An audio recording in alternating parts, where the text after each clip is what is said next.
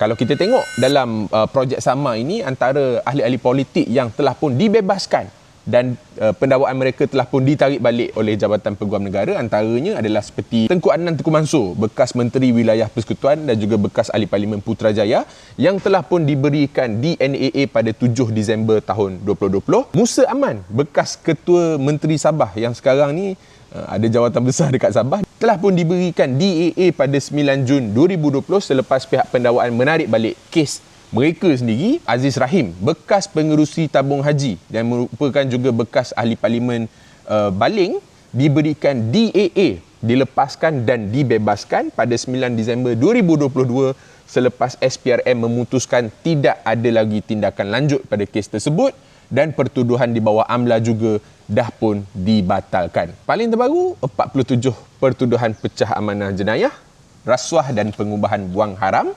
berkaitan Yayasan Akal Budi oleh Zahid Hamidi yang sekarang ni jadi timbalan Perdana Menteri kita, telah pun diklasifikasikan sebagai no further action. Dah tak ada dah tindakan yang akan dibuat ke atas beliau berkaitan dengan kes jenayah ini. Benda-benda macam inilah yang menghakis kepercayaan orang ramai kepada institusi pendakwaan kita. Mereka yang sepatutnya dipertanggungjawabkan untuk mencari jenayah rasuah dan membanteras salah laku ini, mereka jugalah yang menarik balik pendakwaan ke atas elit-elit politik ini. Kalau elit politik boleh dapat DNAA, dapat DAA, dapat NFA, orang susah curi susu untuk anak-anak, untuk hidup, untuk survive, mereka pula yang kena penjara, yang kena dakwa dan dibanteras habis-habisan.